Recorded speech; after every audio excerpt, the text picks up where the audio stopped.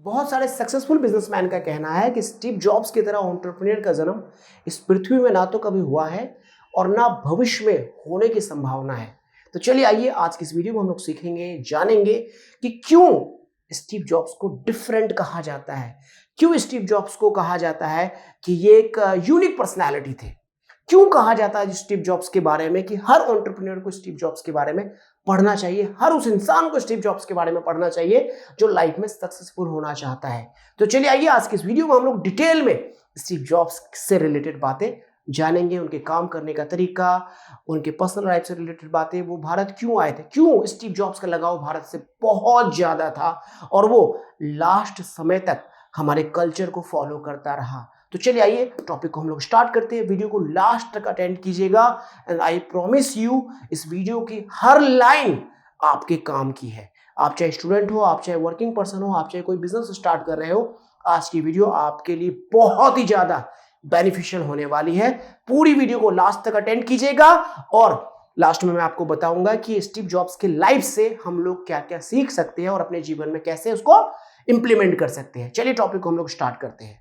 सबसे पहले समझिए स्टीव जॉब्स के पर्सनल लाइफ के बारे में। देखिए स्टीव जॉब्स जो थे एक अनवांटेड चाइल्ड थे। अनवांटेड चाइल्ड का मतलब होता है एक ऐसा बच्चा जिसके माता पिता चाहते थे कि उसका जन्म ही ना हो, क्योंकि स्टीव जॉब्स के जो माता पिता थे वो अनमैरिड थे। अनमैरिड कपल अगर किसी बच्चे को जन्म दे तो सोसाइटी के लिए बहुत ही एक समझ लीजिए बहुत ही विवाद का विषय हो जाता था, बहुत ही कॉम्प्लिकेटेड मैटर हो जाता था। लेकिन फिर भी स्टीव जॉब्स की मदर ने स्टीव जॉब्स को जन्म दिया। स्टीव जॉब्स के बायोलॉजिकल फादर का नाम अब्दुल फता चंदाली था, उसकी माता का नाम जुआन। स्टीव जॉब्स का जो बर्थ नेम था वो था Abdul Latif. Finally Steve jobs के बायोलॉजिकल पेरेंट्स ने स्टीव जॉब्स को गोद देने का फैसला किया। एक ऐसे पेरेंट्स थे जिन्हें 10 साल से एक बच्चे की तलाश थी। पॉल जॉब्स और क्लेरा जॉब्स बहुत अच्छी फैमिली थी। इन्होंने स्टीव जॉब्स को गोद लिया इस शर्त में कि स्टीव जॉब्स को ये पढ़ाएंगे और अच्छे कॉलेज में दाखिला दिलाएंगे और पढ़ा लिखा के कामयाब बनाएंगे। तो इनके जो बायोलॉजिकल पेरेंट्स थे उन्होंने स्टीव जॉब्स को गोद दे दिया। स्टीव जॉब्स का पूरा जो नाम था, एडॉप्टिव नेम जो था उसका, वो था स्टीवन पॉल जॉब्स। बाद में स्टीव जॉब्स के नाम से वो जाने जाने लगे। स्टीव जॉब्स बहुत ही ज़्यादा क्यूरियस था। 3 साल की उम्र में ही पेरेंट्स को ये पता चलने लगा कि ये बच्चा बहुत ही ज़्यादा मैच्योर है। स्टीव जॉब्स बहुत ही ज़्यादा क्यूरियस थे। वो किसी भी चीज़ को देखते थे तो सीखने की कोशिश करते थे, करने की कोशिश करते थे। स्टीव जॉब्स के ऐसे तो बहुत सारे दोस्त थे, लेकिन कुछ दोस्त ऐसे थे जो बाद में जाके उसके बिजनेस के पार्टनर्स बने। बिल फर्नांडिस बहुत अच्छे दोस्त थे स्टीव जॉब्स के, जिन्होंने स्टीव जॉब्स को मिलवाया वॉजनेक से। और ये जो वॉजनेक थे वो बाद में जाके एप्पल कंपनी के को फाउंडर बने। और स्टीव जॉब्स के एक और फ्रेंड थे जिनका नाम था माइक मर्कुले। ये बाद में जाके स्टीव जॉब्स के अर्ली इन्वेस्टर बने। चलिए मैं आपको स्टीव जॉब्स के बचपन से रिलेटेड कुछ बातें बताता हूँ। स्टीव जॉब्स 3 साल की उम्र में ही मैच्योर दिखना स्टार्ट हो गए थे। वो बहुत ही ज़्यादा क्यूरियस थे, मतलब चीज़ों को जानने की उनके अंदर एक ललक हुआ करती थी। वो इंट्रोवर्ट टाइप के थे, ज़्यादा बातचीत करना पसंद नहीं करते थे, टीवी के सामने बैठे रहते थे। इलेक्ट्रॉनिक्स इक्विपमेंट से बहुत ज़्यादा उनको लगाव था, वो खोल खाल करते रहते थे। एक बार क्या हुआ, उन्होंने चींटी मारने वाली जो दवाई होती है उसको खा लिया कि भैया देखते हैं कि इसका टेस्ट कैसा है। तो स्टीव जॉब्स और उसका एक दोस्त दोनों को लास्ट में हॉस्पिटल जाना पड़ा, क्योंकि चींटी मारने की जो दवाई होती है वो तो जहर है। ठीक है, एक बार स्टीव जॉब्स ने क्या किया, बिजली का जो वो होता है जिसमें हम लोग प्लग डालते हैं, सॉकेट, उसमें पिन डाल दिया और उसको करंट लग गया। यहाँ भी उसकी जान बची। तो मतलब स्टीव जॉब्स जो है सुबह सुबह उठ जाता था, उठने के बाद में ऐसी ऐसी हरकतें करता था कि खुद को जोखिम में डाल लेता था और परिवार परेशान।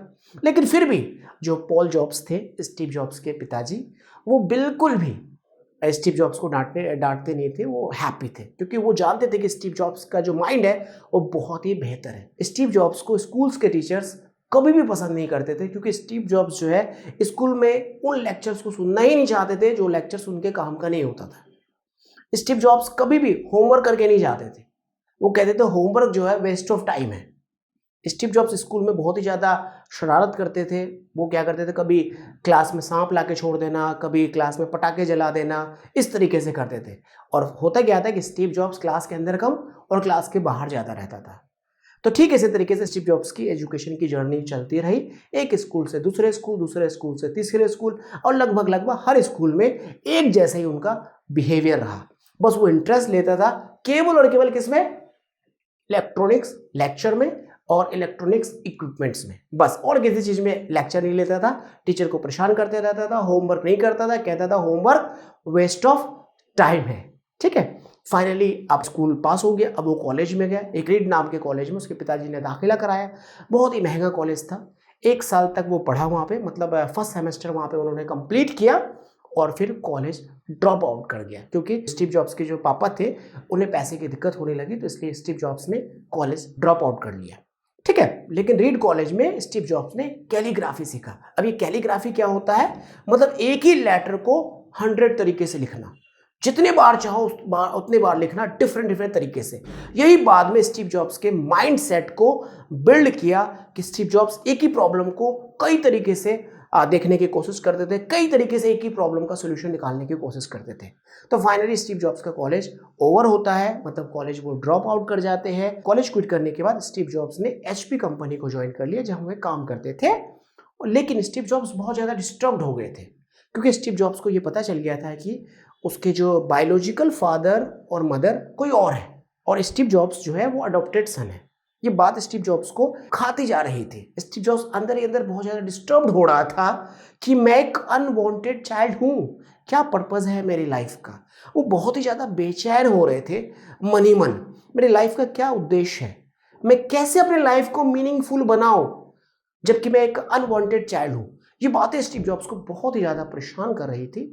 फाइनली स्टीव जॉब्स को पता चलता भारत के बारे में कि भारत जाओ, वहाँ पे बहुत सारे आश्रम है, वहाँ रहो, मन को आपको शांति मिलेगी, आपको सुकून मिलेगा। स्टीव जॉब्स के एक दोस्त थे डैन कॉटके, उन्होंने स्टीव जॉब्स को भारत के बारे में बताया कि आप जाओ भारत, वहाँ पे आपको बहुत ज़्यादा सुकून मिलेगा।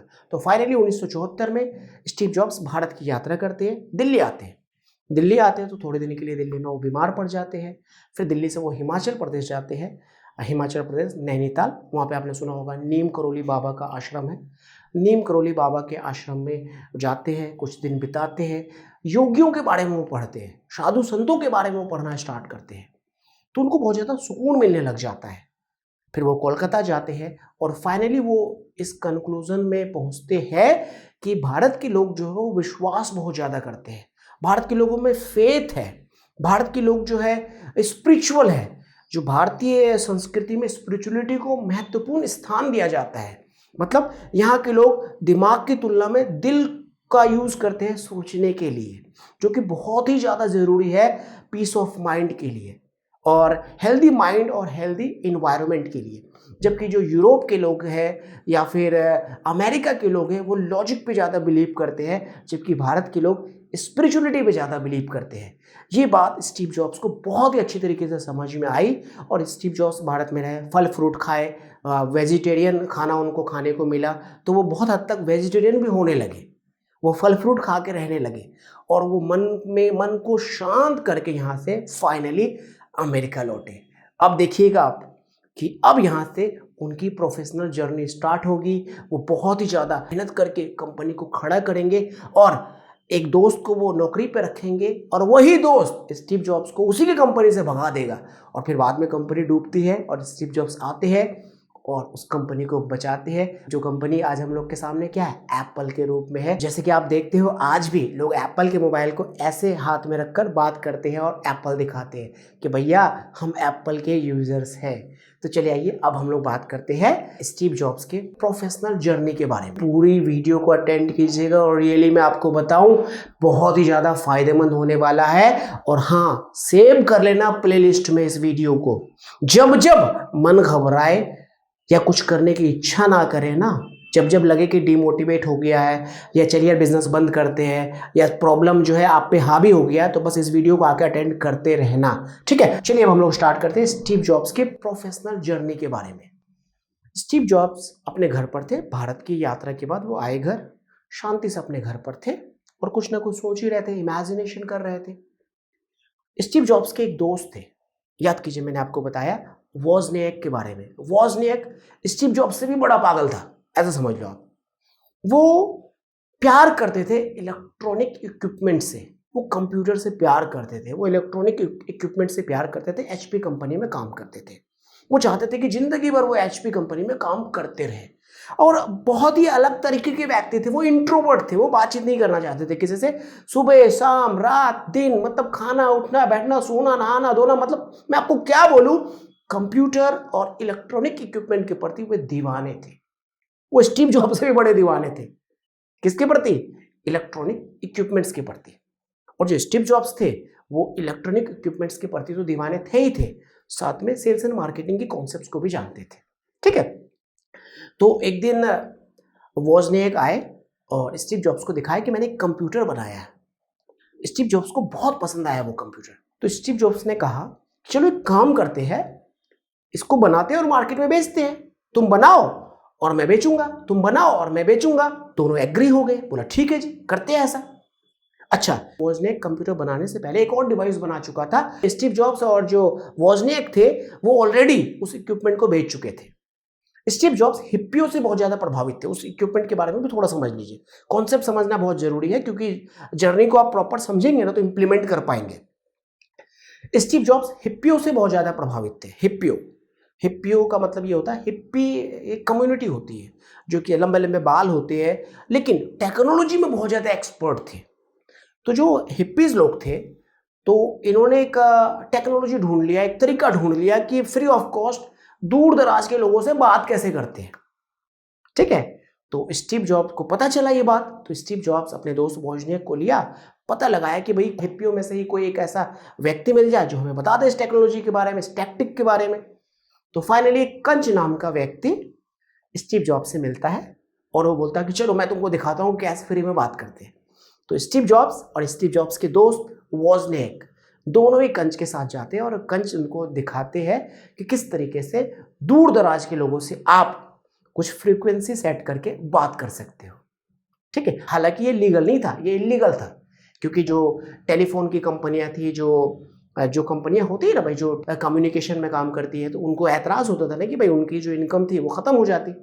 तो स्टीव जॉब्स और वोजनिएक जो है इस बात को समझे और उसी टेक्निक से एक डिवाइस बना दिया उन्होंने और उसको $40 में मार्केट में बेचने लगे। एक दिन स्टीव जॉब्स वो जो डिवाइस था, मतलब फ्री में दूर तक बात करने का डिवाइस बेच रहा था, एक आदमी आया, स्टीव जॉब्स के पेट में बंदूक लगा दिया, बोला मैं ये डिवाइस ले जा रहा हूं, अगर ये यूजफुल रहा तो मैं पैसे दूंगा, अदरवाइज मैं पैसे तुम्हें नहीं दूंगा। स्टीव जॉब्स डर गया, घबरा गया और डिवाइस दे दिया। तो फाइनली स्टीव जॉब्स ये सोचा कि यार हमने जो बनाया वो कहीं ना कहीं काम का था। तो स्टीव जॉब्स और वोजनिएक की जो पार्टनरशिप ऑलरेडी एक बार हो चुकी थी। ठीक है, तो अब यहाँ पर आ जाओ, वापस हम लोग आते हैं अपने एप्पल वाले जर्नी पे। स्टीव जॉब्स को उसके दोस्त वोजनिएक कंप्यूटर दिखाते हैं, दोनों एग्री होते हैं और स्टीव जॉब्स ने कहा कि भाई मैं सेल्स मार्केटिंग देखूंगा, तुम जो है कंप्यूटर बनाओ। दोनों इस बात में सहमत होते हैं और फाइनली एप्पल की जर्नी स्टार्ट होती है। $1000 से एप्पल कंपनी की शुरुआत होती है। कितने से? $1000 से एप्पल कंपनी की शुरुआत होती है। दोनों के पास में पूंजी नहीं, पैसे है नहीं दोनों के पास में, शुरुआत कैसे करें? तो क्या किया, स्टीव जॉब्स के पास में एक कार थी, उन्होंने स्टीव जॉब्स ने कार बेच दिया। उसके बाद वोजनिएक के पास में एक कैलकुलेटर था, उन्होंने कैलकुलेटर बेच दिया। स्टीव जॉब्स के पास में और भी चीज़ें थी, जैसे फर्नीचर था, ये भी बेच दिया। तो फाइनली स्टीव जॉब्स और वोजनिएक मिलके एप्पल कंपनी का गठन किया। अब गठन करने के लिए कागजी प्रक्रिया की जरूरत थी, तो यहाँ पर रोनाल्ड वेने नाम का एक व्यक्ति कंपनी के बनने में, कंपनी के निर्माण प्रक्रिया में स्टीव जॉब्स की मदद की। बदले में उसे 10% शेयर्स मिला। ठीक है, तो अब फाइनली 3 को फाउंडर्स हो गए। ये तीनों ही जो थे स्टार्टिंग को फाउंडर्स थे, तीनों ही स्टार्टिंग मेंबर्स थे। एप्पल कंपनी अब स्टार्ट हो गई। कंप्यूटर बनाया जाता था और शॉप टू शॉप जाकर बेचा जाता था। एप्पल 1 यहाँ से मार्केट में लॉन्च हुआ। अब एचपी का प्रेशर पड़ने लग गया। एचपी मतलब जो वोजनिएक थे वो एचपी कंपनी में काम करते थे और एक एग्रीमेंट उन्होंने साइन कर रखा था कि जो कंप्यूटर आप बनाओगे या जो भी आविष्कार करोगे, जो भी इनोवेशन करोगे, वो एचपी कंपनी का प्रॉपर्टी समझा जाएगा। लेकिन फाइनली एचपी कंपनी कन्विंस्ड हो जाते हैं और फिर वो वोजनिएक को और एप्पल कंपनी को परेशान नहीं करते हैं। तो इस तरीके से एप्पल कंपनी की शुरुआत हुई। देखते देखते एप्पल का जो कंप्यूटर था वो लोगों को पसंद आने लगा। अच्छा, एप्पल कंपनी का नाम कैसे पड़ा पता है? नाम कोई सोच समझ के नहीं रखा था स्टीव जॉब्स ने। स्टीव जॉब्स ने बातों बातों में बोला था यार नाम सोचते हैं, अगर कोई नाम समझ में आया तो एप्पल नाम रख लेंगे। और कोई नाम समझ में नहीं आया और एप्पल नाम फाइनली रह गया। बाद में जाके लोगो वगैरह बना। ठीक है, तो यहां से एप्पल कंपनी की शुरुआत हुई। एप्पल 1 बहुत ही ज्यादा लोगों ने पसंद किया, फिर एप्पल 2 आया। एप्पल 2 जब आया तो भैया दुनिया जो है पगला गई। अब तक का सबसे यूनिक फीचर्स के साथ कोई कंप्यूटर आया है, डिजिटल कंप्यूटर आया है, ग्राफिकल इंटरफेस के साथ में कंप्यूटर आया है, लोगों को बहुत पसंद आने लगा। अब एप्पल कंपनी पहले जैसे एप्पल कंपनी नहीं रही थी, वो बहुत ज्यादा ऊपर जा चुकी थी, बहुत ज्यादा ऊपर जा चुकी थी और एप्पल कंपनी बहुत अच्छा चल रही थी, लोगों को बहुत ज्यादा पसंद आ रहा था, क्योंकि स्टीव जॉब्स के काम करने का तरीका और वोजनिक के काम करने का तरीका दोनों ने मिलकर एप्पल कंपनी को क्रिएट किया और दुनिया एप्पल कंपनी को पसंद करना स्टार्ट कर दिया। ठीक है, अब एप्पल कंपनी जब बड़ी हो गई, एप्पल 2 लॉन्च होना है, तो फाइनली ये आईपीओ लॉन्च किया गया। आईपीओ मतलब शेयर बाजार में गए, लोगों ने जमकर पैसे लगाए एप्पल कंपनी में, जमकर। मतलब एप्पल कंपनी जो हेनरी फोर्ड की कंपनी के बाद दूसरी सबसे बड़ी और हिट कंपनी साबित हुई स्टॉक एक्सचेंज में। ठीक है, एप्पल 2 लॉन्च हुआ, आईपीओ हिट हुआ। अब Apple company normal Apple company और शॉप टू शॉप जाकर कंप्यूटर बेचने वाली कंपनी नहीं रही। अब एप्पल कंपनी बहुत बड़ी कंपनी हो चुकी थी। $1000 से स्टीव जॉब्स 2 साल के अंदर अरबपति बन गया, $100 मिलियन का मालिक, फिर वो बिलियनियर बन गया। तो अब सोच के देख लीजिए यहाँ पर कि एप्पल की ग्रोथ कितनी ज़्यादा तेज थी, बहुत ज़्यादा फास्ट थी। ठीक है, अब एप्पल 3 लॉन्च होना है और लीजा भी लॉन्च होना है, मैकिंटॉश भी लॉन्च होना है, तो ये सारे एप्पल के प्रोडक्ट्स थे, लॉन्च होने थे। ठीक है, एप्पल 2 मार्केट में सक्सेसफुल हुआ है, लेकिन एप्पल 3 जब लॉन्च हुआ तो सक्सेसफुल नहीं रहा। उसमें बहुत सारी टेक्निकल प्रॉब्लम आने लगी, लोग कंप्यूटर को वापस करने लगे, तो वो सक्सेसफुल नहीं रहा। एक और प्रोडक्ट आया बाद में लीजा नाम से, जो कि स्टीव जॉब्स के बेटी का नाम था।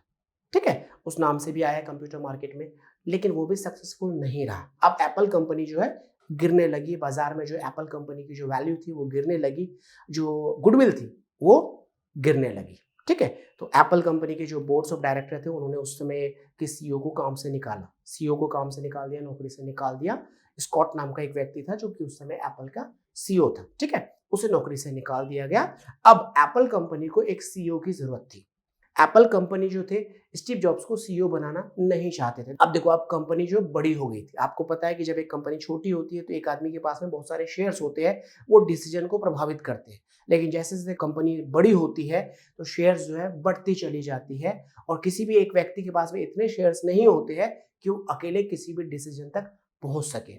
इसलिए जिसके पास में ज्यादा शेयर्स होते हैं वो डिसीजन लेते हैं। ठीक है, तो बोर्ड ऑफ डायरेक्टर्स के पास में ज्यादा शेयर्स थे, शेयर होल्डर ने बोर्ड ऑफ डायरेक्टर्स को ज्यादा ताकत दे रखा था, डिसीजन लेने की कैपेसिटी दे रखी थी। इसलिए बोर्ड ऑफ डायरेक्टर चाहते थे कि स्टीव जॉब्स जो है एप्पल कंपनी का सीईओ नहीं बने, क्योंकि बहुत ज्यादा यंग थे और थोड़ा सा अनके टाइप के थे। ठीक है, तो अब एप्पल कंपनी को एक सीईओ की जरूरत थी। ठीक है, और मैकिंटॉश लॉन्च होने वाला था, इसका नाम बाद में मैक पड़ा। ठीक है, आप देखो ना, मैक 3 कंप्यूटर वगैरह जो एप्पल का है। ठीक है, अब यहाँ पे क्या हुआ, स्टीव जॉब्स ने कहा कि भैया मैक की जिम्मेदारी मुझे दे दो, मैं अपनी पर्सनल टीम बनाऊंगा और मैक को मैं मार्केट में लॉन्च करूंगा। ठीक है, अब देखिए एप्पल 3 और लीजा मार्केट में फेल हो गया। हालांकि लीजा जो कंप्यूटर था वो भी स्टीव जॉब्स के नेतृत्व में था, लेकिन वो फेल हो गया क्योंकि स्टीव जॉब्स को पसंद नहीं था लीजा कंप्यूटर को सक्सेसफुल बनाना, ऐसा कहा जाता है। क्योंकि स्टीव जॉब्स की जो बेटी थी उसका नाम लीजा था, और स्टीव जॉब्स इस बात को नहीं स्वीकार कर रहे थे कि लीजा उसकी बेटी है, लेकिन दुनिया स्टीव जॉब्स को कह रही थी कि लीजा तुम्हारी बेटी है। लेकिन स्टीव जॉब्स अपने ब्रांड का नाम तो अपनी बेटी के नाम पे रख रहा था, लेकिन स्वीकार नहीं कर रहा था कि लीजा जो है स्टीव जॉब्स की डॉटर है, बेटी है, क्योंकि लीजा जो थी वो भी अनमैरिड कपल से जन्म ली थी। बात समझ में आ रही है? देखिए, बात को ध्यान से सुनिएगा, हेडफोन लगा लीजिए अगर हेडफोन नहीं है तो। ठीक है, चलिए, अब क्या हुआ, Apple 3 fail, Lisa fail, Macintosh एक ऑप्शन एप्पल कंपनी के पास था एप्पल कंपनी को वापस मार्केट में खड़े करने के लिए। ठीक है, और अब तक जो एप्पल कंपनी जीवित थी वो एप्पल 2 के सेल्स पर जीवित थी, क्योंकि एप्पल 2 मार्केट में बहुत ही ज्यादा फेमस हो चुका था।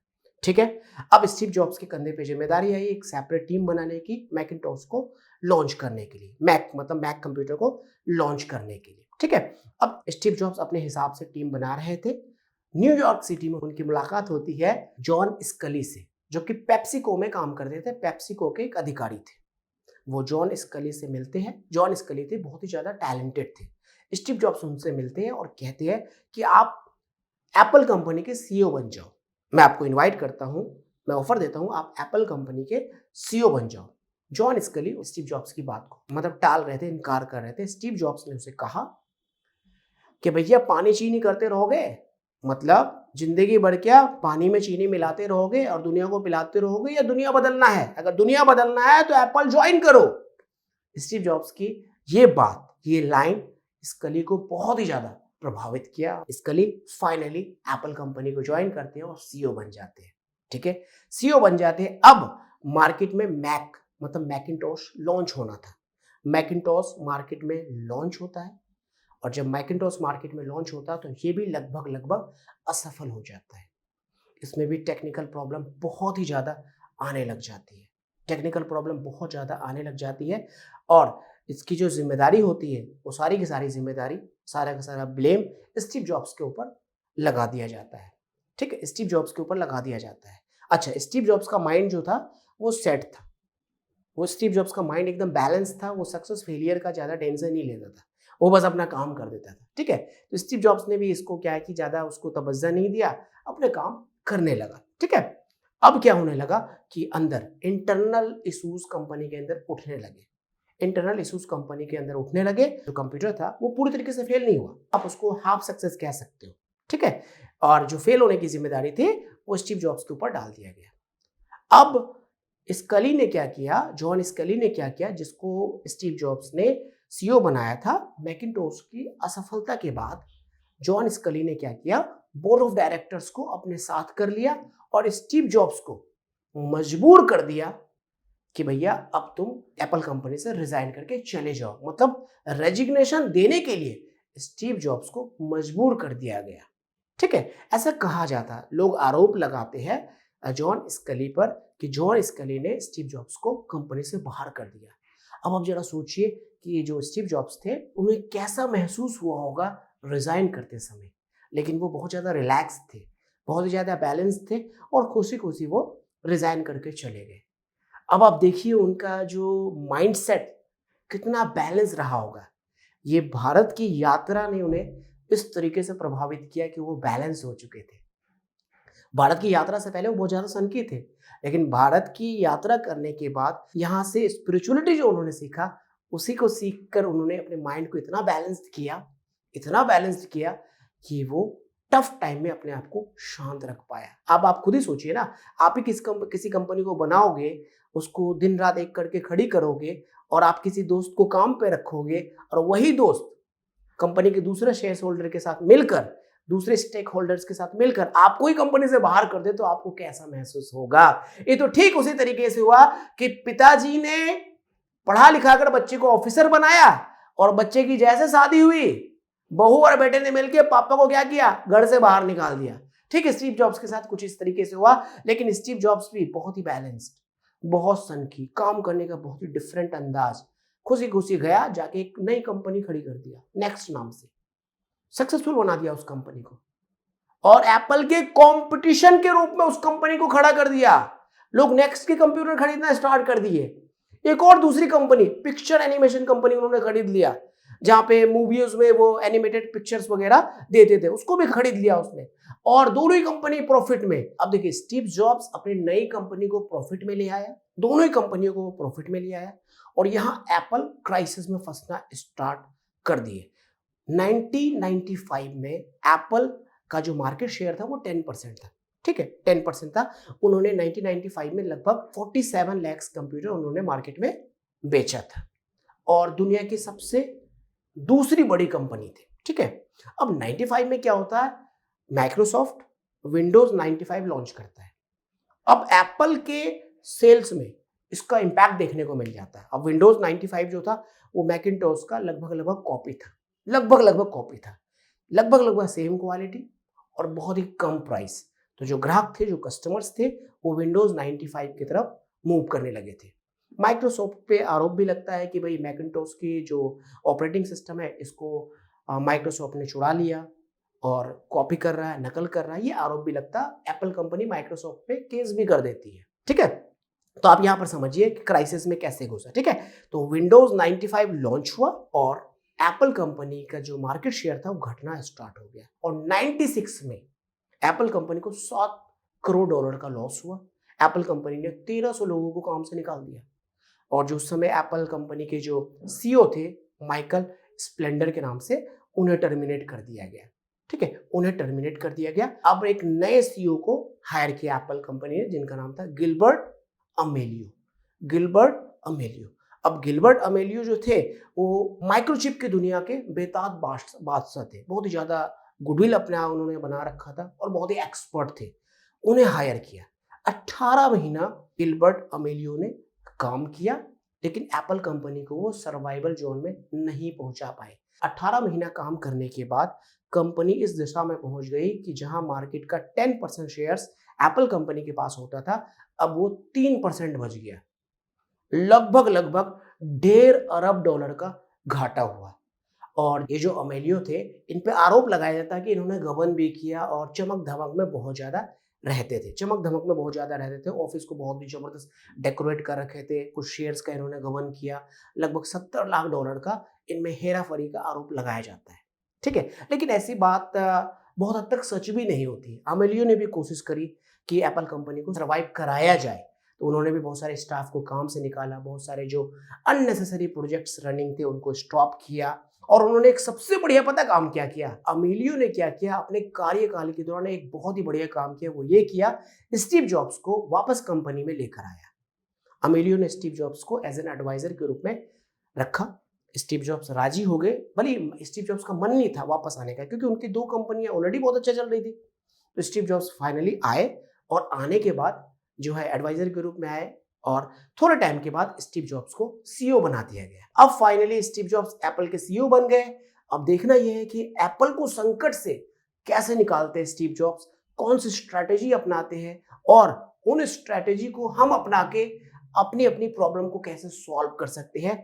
नेक्स्ट पार्ट में मैं आपको बताऊंगा कि स्टीव जॉब्स ने कैसे मरते हुए एप्पल को, आईसीयू में गए हुए एप्पल को बचाया, और आज एप्पल दुनिया की सबसे नंबर 1 कंपनी बनी हुई है, लोगों के प्रेस्टिजियस सिंबल बन चुके हैं। मतलब लोग आज भी एप्पल को अपने प्रेस्टीज से जोड़कर देखते हैं। चलिए फिर नेक्स्ट पार्ट में आपसे मिलते हैं, जहां आप जानोगे कि किस तरीके से एप्पल को स्टीव जॉब्स ने बचाया और हम लोग उससे क्या क्या सीख सकते हैं। कमेंट करके आप जरूर बताइए आज की ये वीडियो आपको कैसी लगी। मिलते हैं आपसे अगली वीडियो में। Thank you for joining us. Take care of you and your loving family. जय हिंद।